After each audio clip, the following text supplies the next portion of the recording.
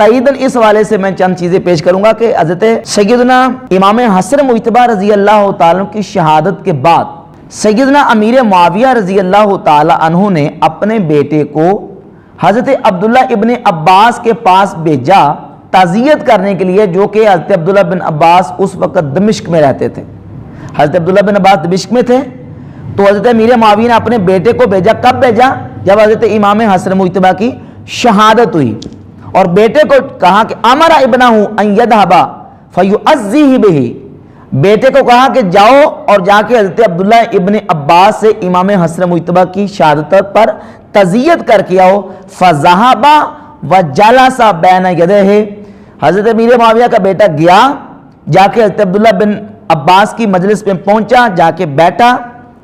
واراد ابن عباس ان یرفع مجلسہ، حضرت عبداللہ بن عباس رضی اللہ تعالی نے چاہا کہ امیر معاویہ رضی اللہ کے بیٹے کو اٹھا کر ان کو اس مجلس سے اٹھائیں اور اچھی جگہ پہ یعنی اوپر بٹھائیں۔ فابا،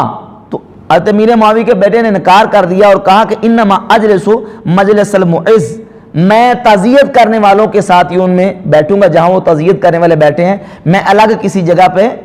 جو نا وہ امیر کا بیٹا بن کے نہیں بیٹھوں گا، میں تعزیت کرنے والوں کے ساتھ بیٹھوں گا۔ اور پھر حضرت امیر معاویہ کے بیٹے نے حضرت امیر معاویہ کے کہنے پر تعزیت کی، اور سیدنا عبداللہ ابن عباس رضی اللہ عنہ سے کہا رحم اللہ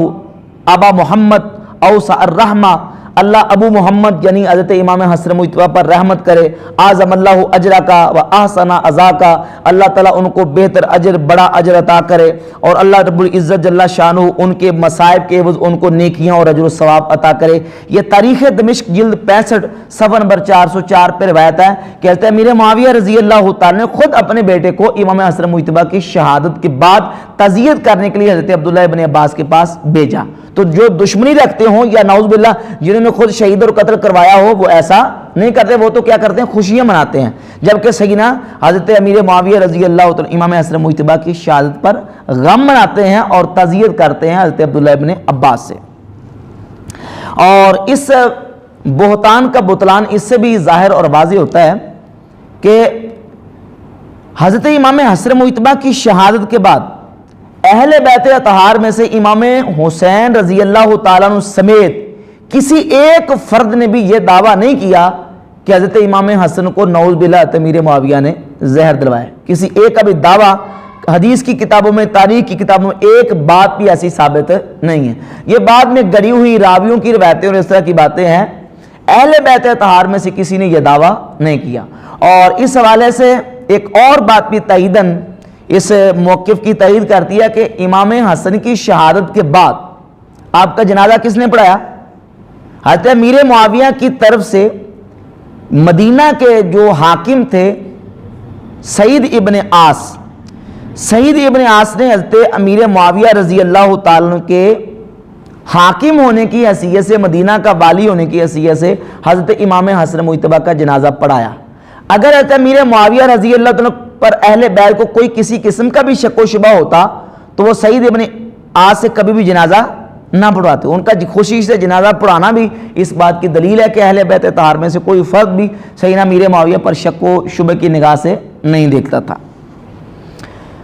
تو بحمد تعالیٰ یہ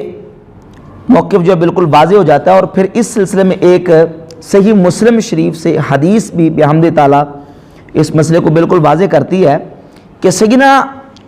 امیر معاویہ رضی اللہ تعالی عنہ کی ذات گرامی قدر کے دل میں حضرت امام حسن مجتبی کی محبت تھی اور ان کی شان و عظمت سے وہ بخوبی آگاہ تھے۔ مسند امام احمد بن حنبل کی جلد نمبر 5 صفحہ میرے پر 57 ہے، حدیث کا نمبر ہے 16406۔ سیدنا امیر معاویہ رضی اللہ تعالیٰ فرماتے ہیں رأیت رسول اللہ صلی اللہ علیہ وآلہ وسلم یمس لسانہ او قال شفتہ۔ امیر معاویہ فرماتے ہیں لوگوں سنو، میں نے خود اللہ کے رسول صلی اللہ علیہ وآلہ وسلم کو دیکھا ہے کہ اللہ کے نبی علیہ الصلوۃ والسلام امام حسن کی زبان یا فرمایا کہ امام حسن کے ہونٹوں کو چوسا کرتے تھے، یعنی